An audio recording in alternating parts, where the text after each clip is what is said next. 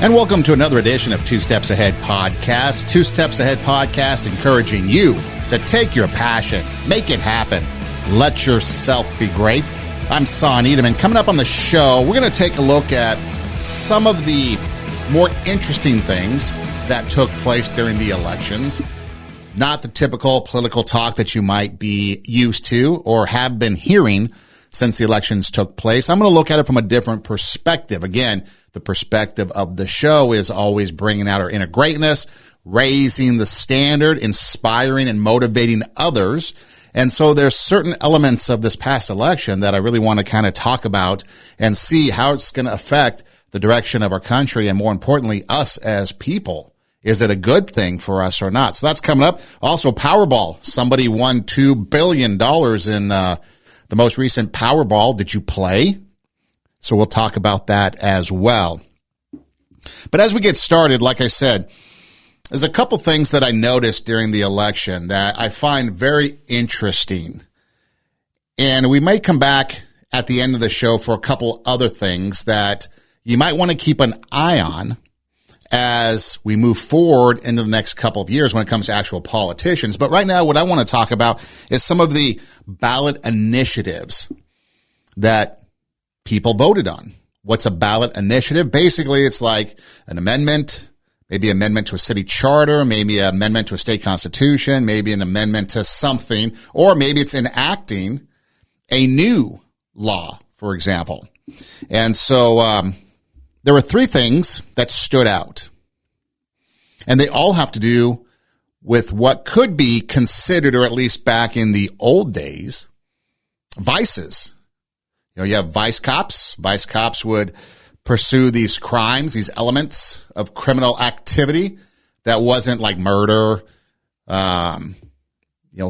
robbery, grand theft auto. These were more into the crimes of society. Drugs, prostitution, maybe alcohol back in Prohibition, things like that. And at one time, those were all frowned upon as something that was criminal. But now what's happening to our country? We take a look at some of these ballot initiatives, and you start to see a change. You start to see a focus on removing some of the criminal element in these areas and making it okay. And so the first one I want to start out with is that of marijuana, the wacky weed on the ballot. Now, there were a few amendments or initiatives, ballot measures, that were being voted on this past election in various states: Missouri, South Dakota, North Dakota, Maryland, Arkansas, just to name a few. And they all had to do with the legalization of marijuana. I know a lot of people think that marijuana is innocent. A lot of people that utilize marijuana think it's innocent, but is it really? A couple of them passed. In Missouri, they passed a legalization of marijuana amendment, and also in Maryland. But North Dakota, South Dakota, and Arkansas, it failed. It makes you wonder why in some states it's passing and in other states it's not, because there's potentially, at least according to, if you take a look at when California first instituted legalization of marijuana, it was a lot of money behind it, right? You could tax it. You could put tariffs on it. And then, of course, you can charge people to come in these dispensaries, make money, which then you can tax some more. And so there's all kinds of money-making things that you could do with the legalization of marijuana. And so California opted to do that route. They also opted back in whenever it was to do the lottery. Remember when the California lottery was first getting started and all the money and the proceeds were going to go to schools, and schools would never have any money issues ever again? So keep that in mind as we talk about some of these things, because last time I checked, there's a lot of economic hurt going on in schools, schools not having enough money. And yet that problem was supposed to have been solved with the California lottery, but it hasn't. So again, you have some that passed, some that didn't. Okay. Well, currently, as of now, we have 22 states that have legalized recreational marijuana. I guess before the recreational marijuana, you had medicinal. And so obviously everybody started out using medicinal marijuana. In California, for example, all of a sudden you had to go and get a doctor's note, your card from the doctor. All of a sudden everybody had back pain, anxiety, and headaches. I think those skyrocketed 10,000% once medicinal marijuana came into effect. And so you had to have it for a reason. And there was all kinds of doctors out there that would just give it to you. You go to Venice Boulevard or Venice Beach, the boardwalk, there were doctors down there that were passing them out like Pez candy from a dispenser. And then you go to the dispensary and get your medicinal. Now, I do know, and I don't want to neglect the fact that there are some benefits potentially medically. I know one guy who suffers from rheumatoid arthritis, pretty bad, pretty severe, has had surgeries and everything. And he's told me, we've had this conversation many times, he's told me that marijuana helps him ease the pain. Okay, I can understand that. So do we have compassion on this? Of course we do. But most of the people weren't taking medicinal marijuana for anything other than they just wanted to get high. I've also seen video, and again, I do have to take it with a little bit of, I don't say concern, but you have to be a little bit like, okay, is this really true? I've seen cerebral palsy, people with cerebral palsy, shaking really bad, and then they smoke marijuana and they're okay. They're not shaking anymore. They can communicate and they're calm. So again, if that's true, I don't have any information to back it up that it is true, but I've seen videos. So if it is true, that's a good thing too. So obviously you can't dismiss the medical benefits of it. And I know, especially from the rheumatoid arthritis perspective, from this guy that I would talk to about it, he claims that it helped. Now, he didn't smoke it. He stopped because he didn't want marijuana to be a part of his life forever. And so initially when he heard that it would help, he would get medicinal marijuana and it would help him. But then he was like, no, I don't want that. So I'm going to bear the pain. So I commend him for that. But again, we want to keep in mind that sure, there might be some benefits. However, anxiety, back pain, headaches skyrocketed and everybody had a medical card to go get your medical marijuana. Then they legalized recreational, which I don't know then what comes next. You have medical, you have recreational, criminal. Maybe we have criminal marijuana. I don't know, but something's coming. And right now they're at states level. So we have 22 states that legalize recreational marijuana. Now, according to the recreational marijuana, maybe it's not commercial marijuana because recreational marijuana, you're only allowed to have, I think, like an ounce and maybe a couple plants, depending on what state you live in. You can only buy so much so often, perhaps. So states do have a little bit of regulation. But again, you have states that it's full on legal with some requirements. You have 14 states that state medical marijuana is only medicinal and you can't have recreational. So 14 is medical use only. And then in 15 states, it is illegal, which I would imagine includes North Dakota, South Dakota, and Arkansas, which just passed or failed to pass the legalization. So again, why are we trying to legalize drugs? Now, I know a lot of people will sit there and say, oh, well, it's just marijuana. It's no big deal. Others will claim it's a gateway drug, and they'll say, no, it's not. Now, I've never smoked it, but when you teach college in California for nearly 10 years, you're around a lot of people that use it. And the classes that I taught, radio broadcasting classes, audio production, audio editing, required the use of brain power. What do I mean by that? Well, the assignments weren't just read and write an essay. You had to literally take a piece of audio and edit it. You had to learn audio editing software. You had to write script.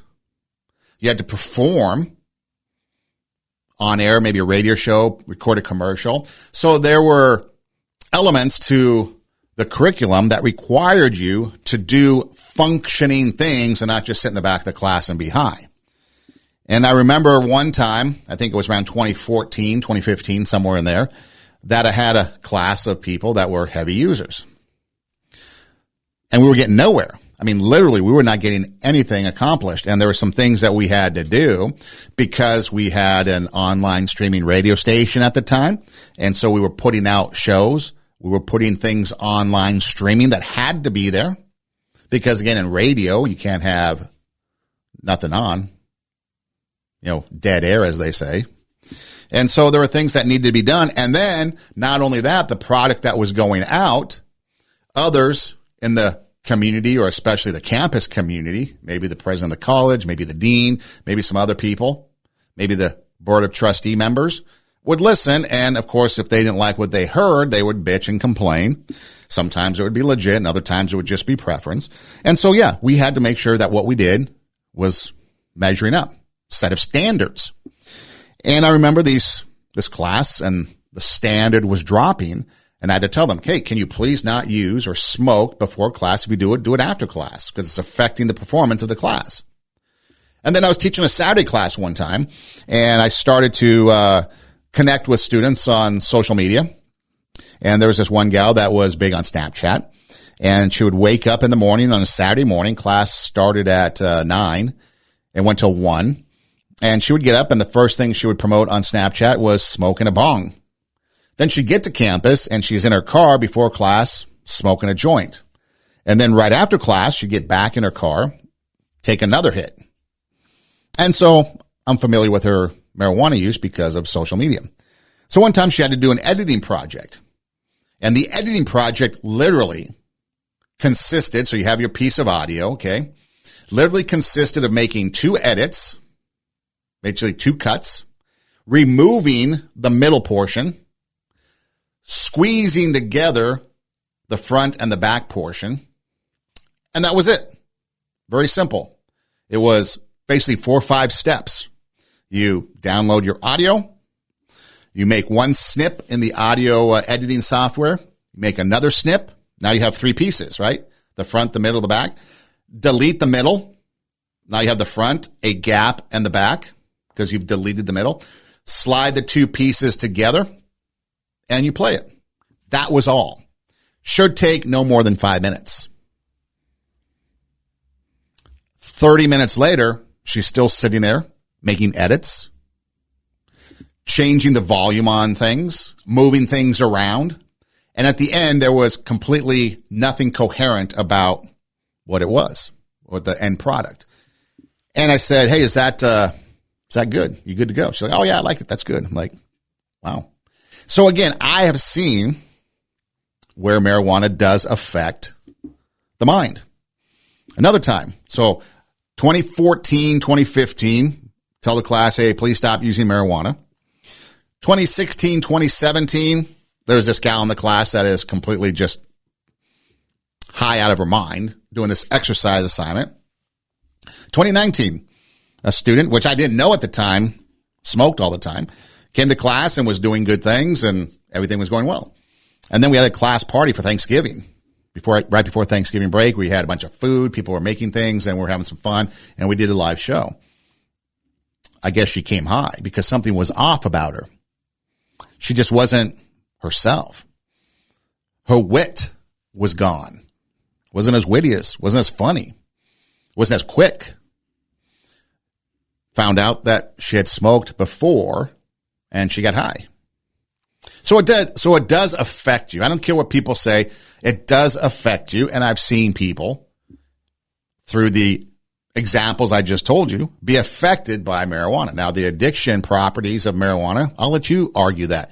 But it does affect the mind. Have you ever seen Fast Times at Ridgemont High? Enough said. So why are we trying to decriminalize? Why are we trying to legalize this stuff? I mean, Oregon in 2020 decriminalized drugs, or the possession of it. You can have heroin, crack, I guess, cocaine, whatever, a certain amount. You can possess it, and there's no penalty for it. I guess if you have too much, now it's a bad thing, and you can go to jail, supposedly, I guess, if they still prosecute, because there's some district attorneys and people like that in the law enforcement world that aren't even prosecuting crimes anymore. But as of 2020, Oregon decriminalized drugs. Now, California, they tried to, but it was vetoed by the governor because, if it went bad, Newsom wants nothing to do with anything that's going to tarnish his run for the White House. But they tried to get these legal injection sites up. In fact, Scott Wiener, Democrat from San Francisco area, one of the, in my opinion, most dangerous politicians in America, is sitting there and promoting these injection sites, legal injection sites, where drug addicts, heroin, whatever, can go to this site and inject their drugs safely. Obviously, you had needle exchange programs to try to let people have clean needles, because now you have fear of certain other diseases that come from exchanging needles, HIV being one of them, hepatitis being another one. And so you have people trying to come up with ways to help, but you're still not solving the problem of fixing the addict. Now, think for yourself, if you may. First off, according to the National Survey on Drug Use and Health, so sounds pretty official, National Survey on Drug Use and Health, Oregon is the second worst, has the second worst addiction rate in the country. Montana is first. Which makes you wonder why North Dakota and South Dakota didn't pass this, because if you're in the northern states and you're snowed in half the year, not much to do. But so Oregon passed and kind of decriminalized drugs, and their addiction rate is now second in the country. So why are we trying to do this? And is it just going to be marijuana? Or are we trying to do other things? Well, here's a guy. His name is Carl Hart. He's a professor at Columbia University, and he would really like to see drugs become legal, even heroin. The same way one might do alcohol responsibly. Like today, you and I are sitting here meeting. I know we had this meeting. I know I couldn't have a drink of alcohol, just like I would decide not to do heroin before you and I meet. And besides, I wouldn't want to blow my high like that, right? So you say a responsible heroin use would be, at the end of the day, when you have time set aside to do an activity that for you, just like you might decide to go see a concert. We mainly hear about drugs when something goes wrong, because that's sexy, that's drama. Nobody wants to hear about some woman who uses heroin on the weekend, goes to work and meet her obligations through the week. That's the typical experience of drug use. Okay, now this guy said that he was, I guess, sober for this interview. But who in the world is a responsible heroin user? I mean, serious. What are we talking about? Somebody that only uses heroin on the weekends and then goes out and is responsible? Takes care of business? I don't understand what he's talking about. There is no such thing as a responsible heroin user. If there is, please send them my way. I'd love to interview them. Because the drug is highly addictive. According to the National Institute on Health, heroin is highly addictive. People who regularly use heroin often develop a tolerance, which means that they need higher and more frequent doses of the drug to get the desired effect. I don't know of anyone who uses heroin casually. Is it out there? Because the more you use it, the more you need it. All you have to do is read the heroin diaries from Nikki Sixx of Motley Crue, and he will tell you everything you need to know. And there's other musicians, Steven Tyler, big heroin addict. And it is problematic. Sure, you can kick it, but there's no casual, productive heroin user. Maybe at one time, coke, you could function. But what are we talking about here? And so you have musicians shooting up. You have other people addicted to heroin. It's an opioid, in case you didn't know. You've heard about, fentanyl that is ravishing the country right now. You've heard of people getting addicted to like prescription opioids like Oxycontin.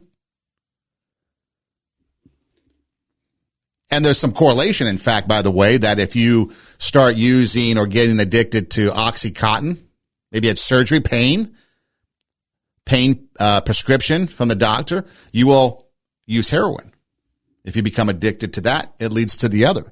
And so, yeah, nothing good comes from all of this. It affects the brain. That's the thing. And then they mix it with other things like maybe crack cocaine. And then you have to get out there and try to find where you can get it. And people that have used it tell me that you take it for the first time and you get this rush like you've never felt before. And then that's what you're chasing every other time you take a hit. You're chasing that euphoria that's not there. And then to get off of it is a terrible thing. Go through a lot of stuff. There was a gal I know.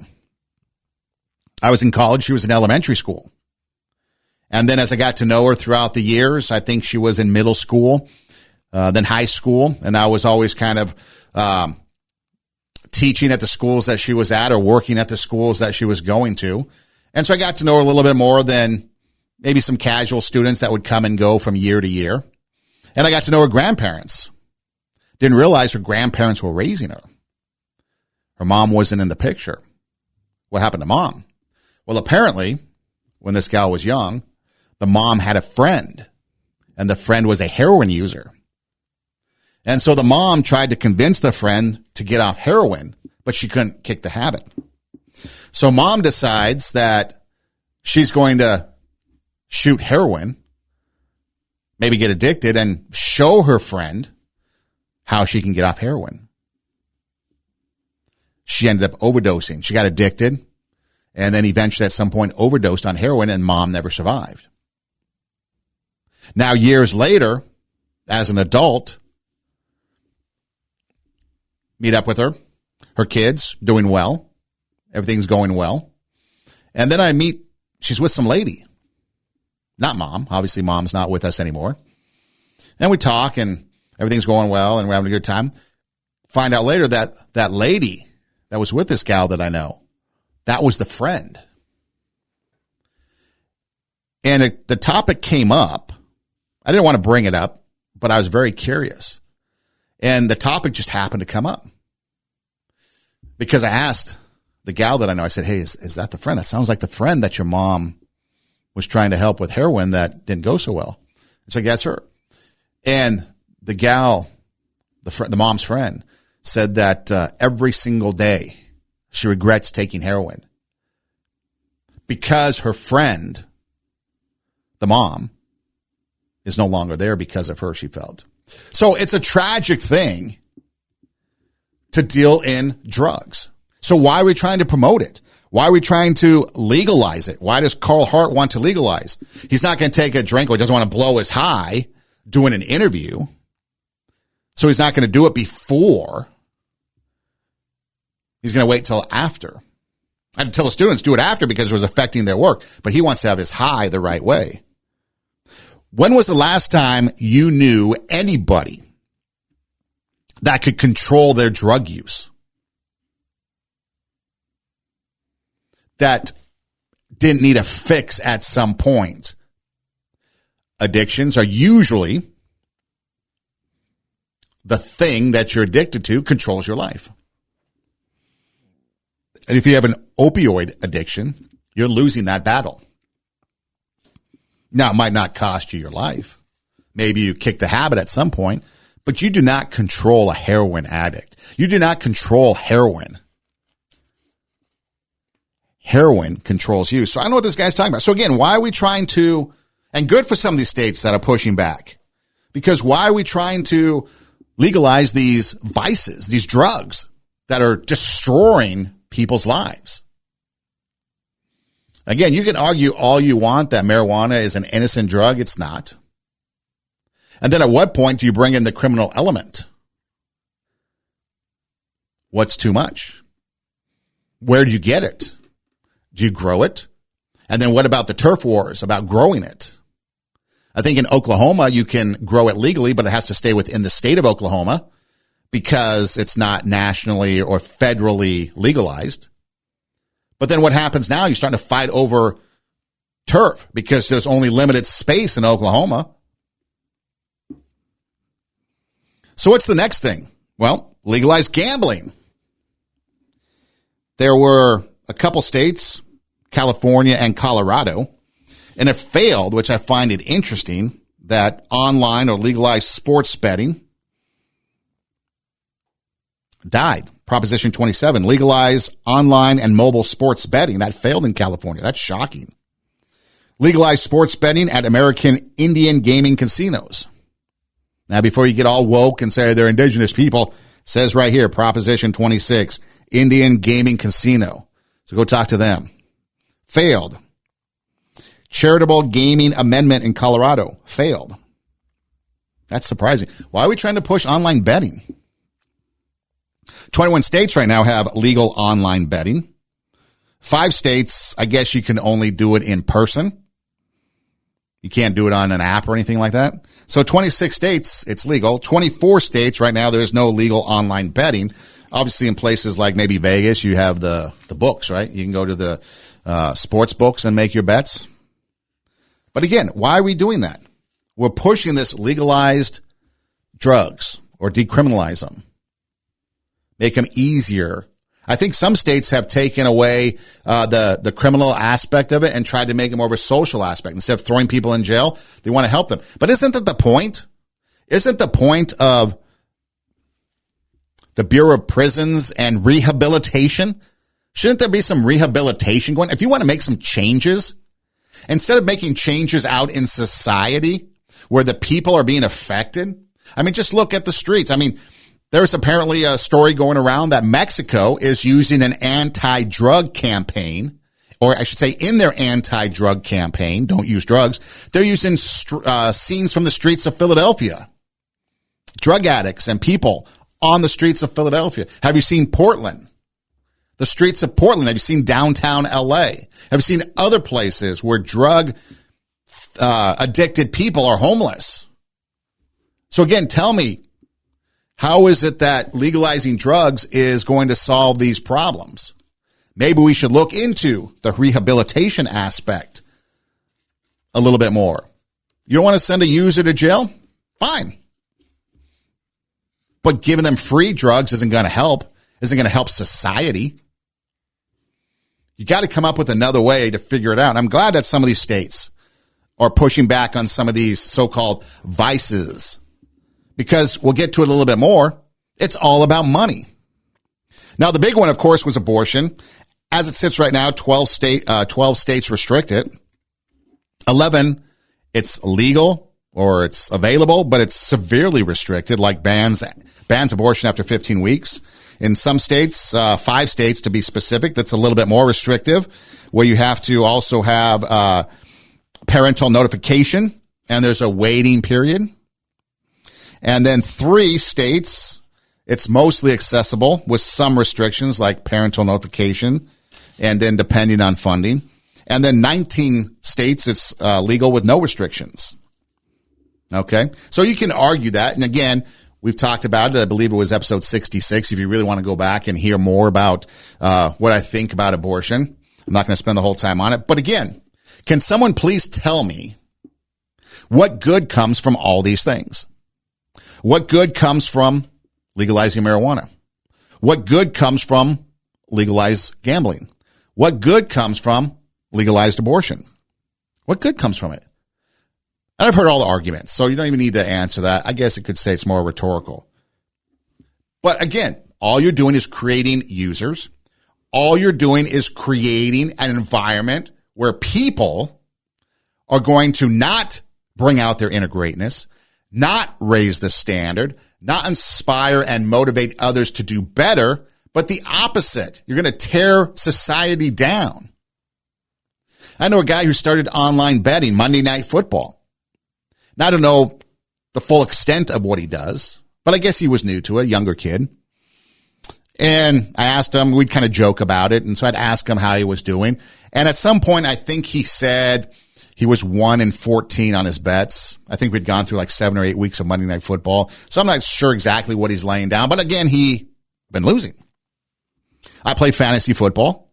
I don't do it for money, but I play fantasy football. And when you play fantasy football, it can be, or fantasy baseball or basketball, fantasy sports. If you're just playing for fun, okay, you have nothing vested except for bragging rights because your team won the championship or you won. It can still get frustrating because you're relying on something that isn't even, you have no control over. First of all, it's the athletes and not you. So last night in Philadelphia with the, like a Monday Night Football game, for example, if you're in Philadelphia or maybe a Monday Night Football game in Dallas and you're in some other place, you have no control absolutely whatsoever over the outcome of that. It's just purely on them. Okay. So now imagine if you put money on it and then you parlay that and then you do some other stuff thinking you're going to win big and then you lose because we all know that gambling is set up for you to lose. Now, some do win, but again, most part, you're going to lose. And that's why you have Vegas making gazillions of dollars year in and year out because the house wins. It's set up that way. And if you win, then you're going to try to win more.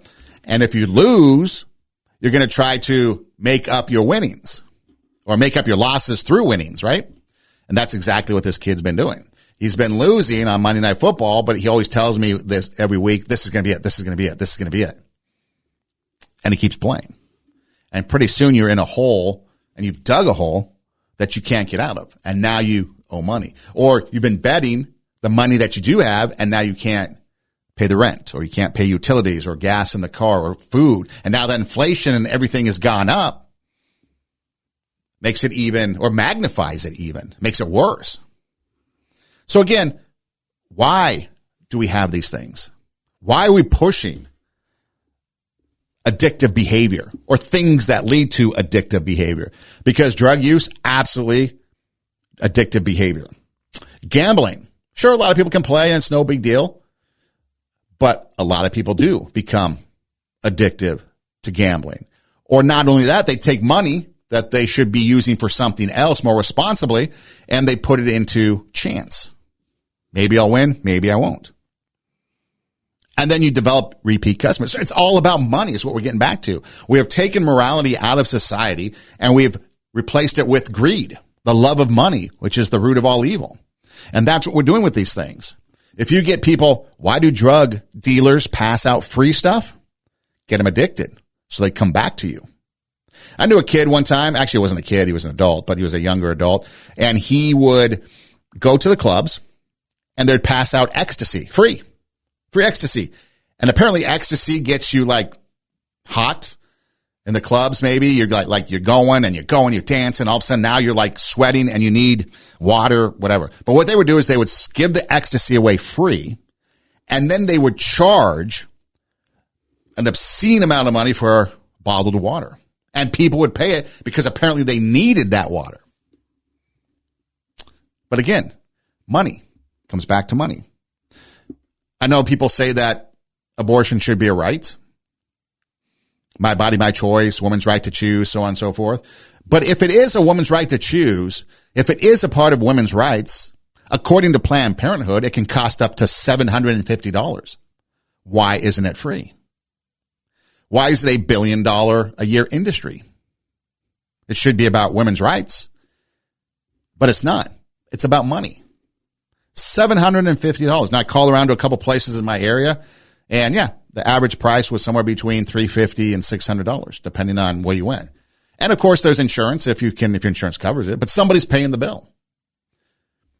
If this is about women's rights, shouldn't it be free? Should it be something that's free, costs you nothing?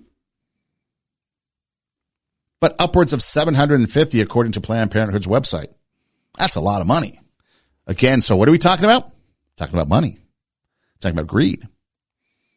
We had some voter ID laws in some states that was voted in favor, but again, a lot of places, no, it's turned away. Why is that? Why is it that when we try to do things for the betterment of society, it's deemed bad?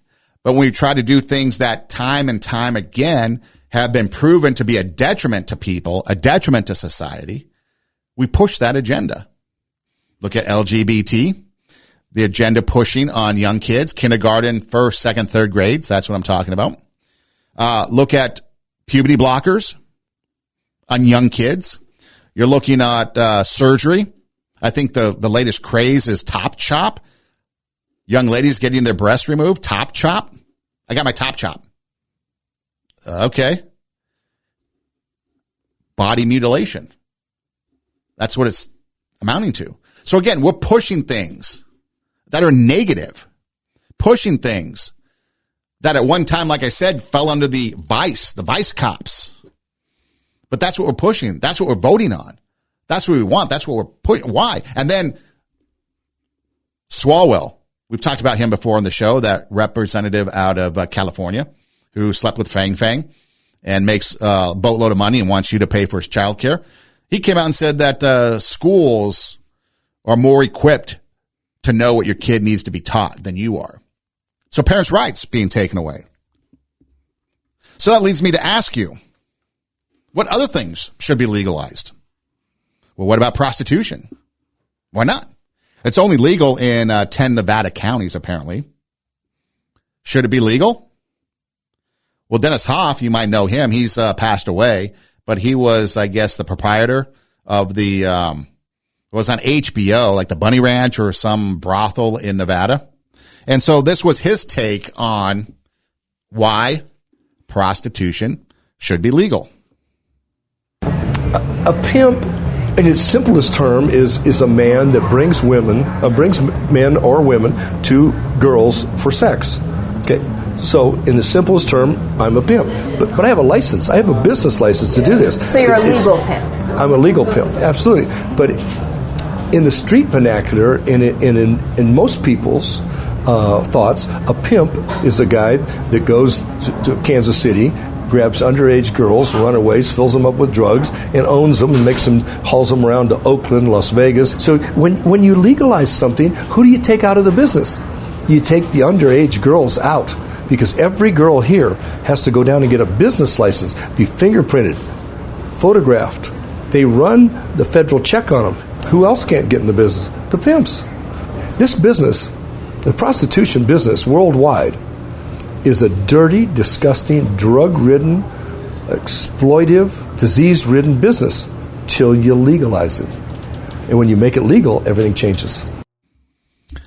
Is that convincing enough to make it legalized or to make it legal, to legalize prostitution? Now, a lot of people can say, no, we can't do that. But where do you draw the line? If we are trying to push legalization of marijuana, legalize online sports betting, codify abortion in state constitutions, if we're trying to push transgender ideology, transgender surgery, if we're trying to do all this, where do we draw the line? Why not prostitution? Why not legalize it? It's the oldest profession. It's been around. There's a lot of places around the world that have taken steps to, I don't know if you would call it legalization, but decriminalize it. Makes sense. California, at one point, I think California did, in fact, take away the loitering aspect. At one time, you could even walk the streets and loiter because you could get arrested for prostitution. Now they've taken that away. At one point, they tried to make it illegal to make a right-hand turn, trying to prevent prostitution on the streets. But if it's been around and will forever be around, why not legalize it? Where do you draw the line? Why not do that? You could tax it, just like you did marijuana, just like you do online sports betting. You can charge a license fee, make money. You can make sure that people aren't getting exploited. Everybody has to be registered. You know, you go down and you stand in line with the people that are getting a security guard license, a beautician license, a barber license, and prostitute license. Why not? We should do that. Because where do you draw the line? Again, legalizing marijuana, decriminalizing drug use, pushing online sports betting or just gambling in general, pushing abortion. You want all that. Why not legalize something like prostitution? Can you tell me? Can you give me a good reason why, if all these other things we're pushing to legalize, why not that? Makes sense. Well, what else? What else can we legalize? I know California has decriminalized some things, like if you give someone HIV, like knowingly give someone HIV, it's no longer a felony. It's just a misdemeanor. Apparently, there is something going on where if you get caught with someone underage, you don't have to be registered as a sex offender, so they're kind of decriminalizing pedophilia in a way, supposedly. Where do you draw the line? Got to make a stand. If we don't make a stand, then we continue to go down this road. It continues to get worse. And then people are going to create more and more things to legalize, things that I probably can't even think of because my mind doesn't work that way. And it's all an excuse. Blame the victim.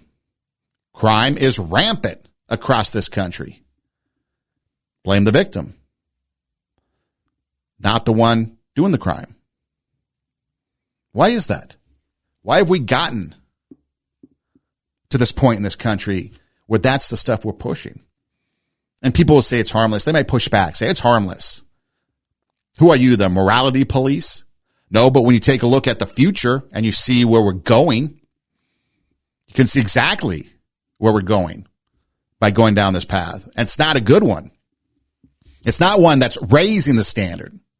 It's not one that's bringing out our inner greatness.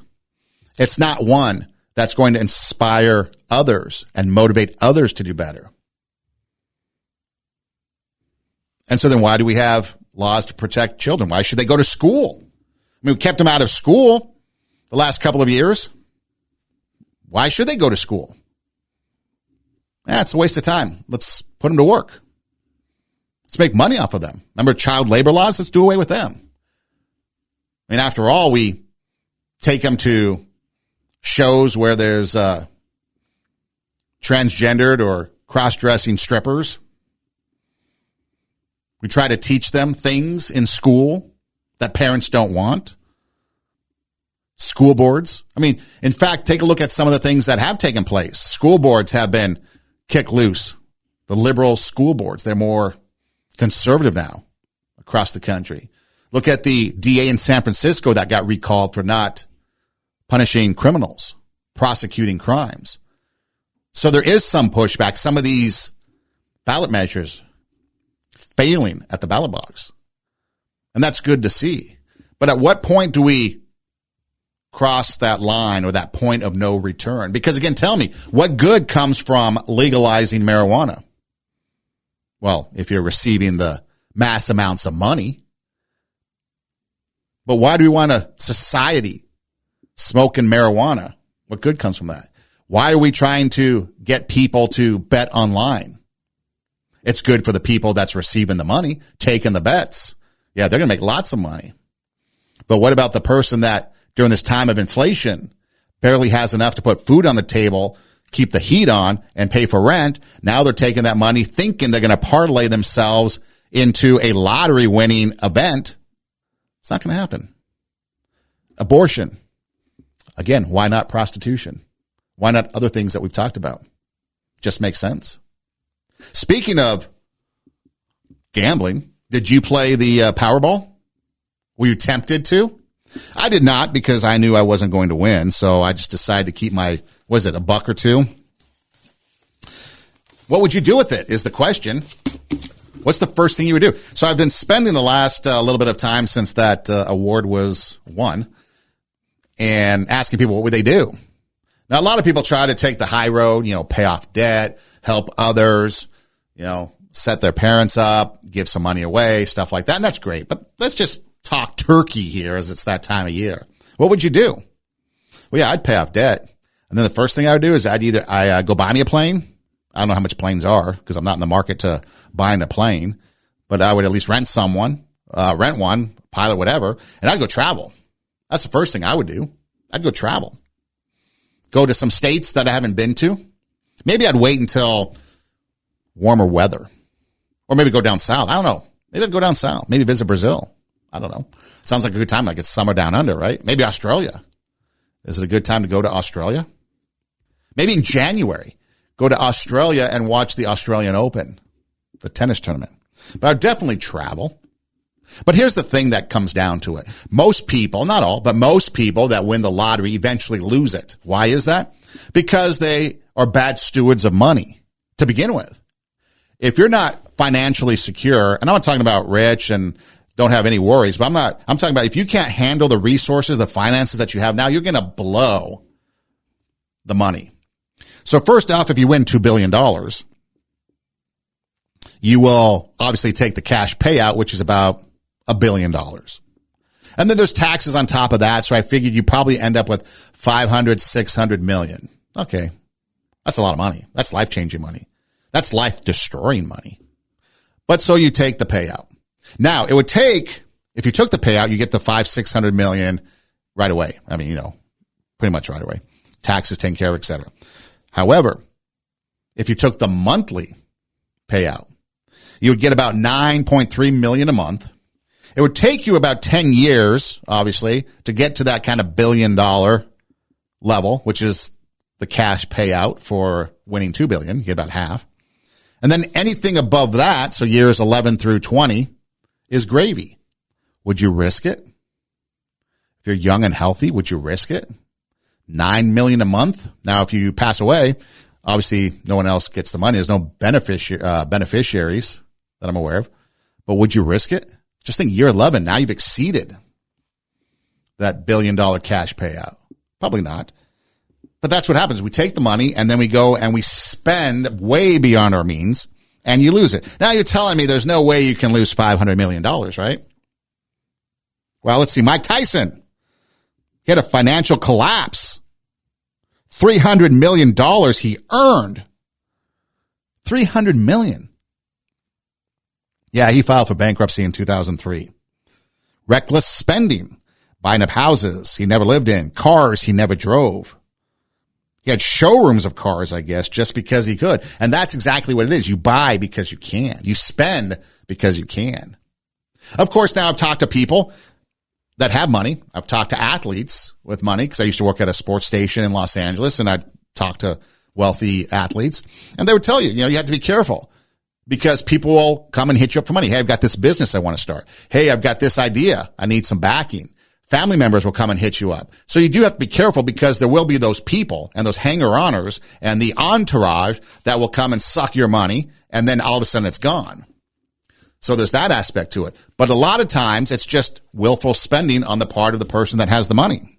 Like Mike Tyson. What about Scottie Pippen? 6-time NBA champion, made over $120 million as a player, but lost $27 million through poor investments.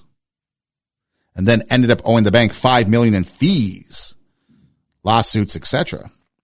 Evander Holyfield, the boxer, another boxer, made millions in the ring and then lost it all. Child support, something you don't think about. Had mansions. Pretty much had to sell everything he had to pay off the debt. What about Warren Sapp? Remember him? Warren Sapp was the guy that smoked pot, by the way. Just throwing that out there. See how it connects? Football player. I guess you can smoke pot and play sports because the NBA, they did away with their marijuana, like drug testing. I don't think they drug test for marijuana anymore. But Sapp made over $82 million as a player, filed for bankruptcy with a bank account of just over $800. He then had to auction off homes and stuff. And it goes on and on. How about just everyday people? Evelyn Adams. $5.4 million. New Jersey resident.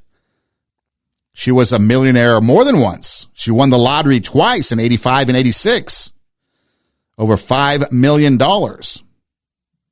And then she was a compulsive gambler. Lived near Atlantic City. Lost it all. $5 million. But yet she had a gambling addiction. Lived near Atlantic City. Blew all $5 million. If that right there isn't the moral of the story, I don't know what is. Everything we're talking about wrapped up in Evelyn Adams. What about Michael Carroll? Another just average citizen. $15.8 million in the UK, the UK. He had about winnings of about 16 million American money. He developed a crack cocaine habit, which cost him $3,000 a day. What are we talking about? And then call girls and prostitutes. Big fan of those was he. And then, of course, he bought huge mansions, large parties, alcohol and drugs, pricey cars. And less than 10 years, he had spent it all. And eventually living on public assistance. And I guess at one point, according to the article, arrested for trying to steal a sandwich from a grocery store. 15.8 million. So again, I tell you, or you tell me, I guess it's better. The things we're talking about. What good is there? I'm not against people having money. You want to win the win the lottery, play it, fine. But what happens is we start to go beyond our means. We have money, so we buy because we can. Look at these athletes and people that won the lottery. Addiction to drugs, addiction to gambling, destroyed them. Expenses of things they never used, houses, cars, things. And then, of course, there's MC Hammer. Remember him? Can't touch this. Well, apparently, can't touch his money. He had $33 million. Eventually lost it all. I guess he had a 200-person entourage that would go everywhere with him. He had mansions, a 17-car garage, a baseball diamond court, gold-plated driveway gate. And then he filed for bankruptcy. I guess he now has a net worth of about $1 million because he made a comeback. But again, so as we talk about these things, what are we talking about? We're talking about people that get involved in things they cannot control themselves. It's on and on. A couple more examples, but kind of running out of time here. But so when we look at these things, how do they make us better? How do they inspire us to do better? How do they motivate us to raise the standard? They don't, because all of this is life-destroying activities, whether you think it or not. You might know people that were on drugs and got off of it and they're okay today. Are they really okay? And if they are, hey, that's great. Congratulations. I know people that are talking sobriety 30-some years. That's awesome. I'm not condemning that. That should be celebrated. But what would their life have been like? What would their life have been like if they weren't going through this destructive behavior? What could they have contributed during that time they were going through destructive behavior? Did they influence anybody else to maybe take a path down this avenue of destructive behavior? Did anybody else participate in drugs with you as you were doing it? Maybe gambling on things when they don't have the money. Not spending money wisely, but on frivolous things because you're doing that and they want to be cool like you. What if you were doing things that were more positive? What if you were doing things that were more motivating for the good? It's all perspective. Imagine some of the things that these talented students could have done if they weren't high all the time. We could have probably had some pretty unprecedented shows on that college radio station, but we were limited because people were high. So as we go through the next few years and we look at things that pop up on these ballots, how are you going to vote? Is that something you want? Are we going down a path that's going to lead us to the point of no return? That's going to lead to the destruction of society. All great empires implode from within. And I truly believe that we are on the cusp of imploding from within. Politicians don't care about you. I don't care what you think. They come around every 2, 4, 6 years. Vote for me. I'll help you. Tell me one time when a politician has helped you. All they do is help themselves. All they do is care about themselves. All they do is worry about their wallets and pocketbooks. If someone's going to throw money at them, They will do whatever those people say. That's all it is. It's all about the money. That's what this whole thing is about. It's about money. Who's making the money? Who's profiting off of this? In the end, we're the ones that suffer. We're the ones, society, average people. We're the ones that have to deal with the aftermath of it. We're the ones that are walking over the homeless people on the streets. We're the one that has to look at our neighbors, our friends, other people in the community and see them struggle. And then we try to reach out and help them. But we're the ones that suffer. Those people don't. So wouldn't it be better if we had a society that was going up instead of one that was focusing on the road that was taking us down? Because again, it comes down to this. I ask you this, and I would really love an answer to it. Tell me one good thing, one positive thing that comes from drug use, that comes from gambling, that comes from abortion, that comes from prostitution, that comes from, we didn't even get into pornography. That's a whole nother thing we could talk about, legalizing it and what goes on with it and how negative that world is. And why is pornography legal when you're paying people to perform sex, but prostitution isn't? But again, tell me, what's one good thing that comes from any of these things? I'd love to know. How does it make us better? How does it make society better? What can come from it? Let me know. In fact, you can email me, TWO, 2stepsaheadpodcast@gmail.com. Let me know. You can reach out on our Instagram page at TWO, 2stepsaheadpodcast, or on my personal page at Edom Rocks on Instagram. Check out our website, radiowarp.com, radio W-A-R-P, radiowarp.com. You can go back and listen to some old episodes, like episode 66, I think it is, when it talks about, or maybe it's not 66, but there's prior episodes that talk about some of the things in depth, like abortion and what I believe, because you might not think, or you might think I believe one thing, but it might be different. So you can check it out. You can listen to the podcast anywhere you listen to podcasts, Spotify, Pandora. Just Google search or internet search TWO, 2 Steps Ahead Podcast, and you can find us. Hey Siri, hey Google, hey Alexa, play TWO, 2 Steps Ahead Podcast, and we pop up. And then you can subscribe to our YouTube, our Rumble, or our SoundCloud accounts. Links in the bio of our Instagram page, and never miss an episode. But think about it. The future of the country and society, where's it headed? This is 2 Steps Ahead Podcast, encouraging you to take your passion, make it happen, let yourself be great. I'm Son Edom. Hey, thanks for listening. Do tell a friend, and until next time, God bless.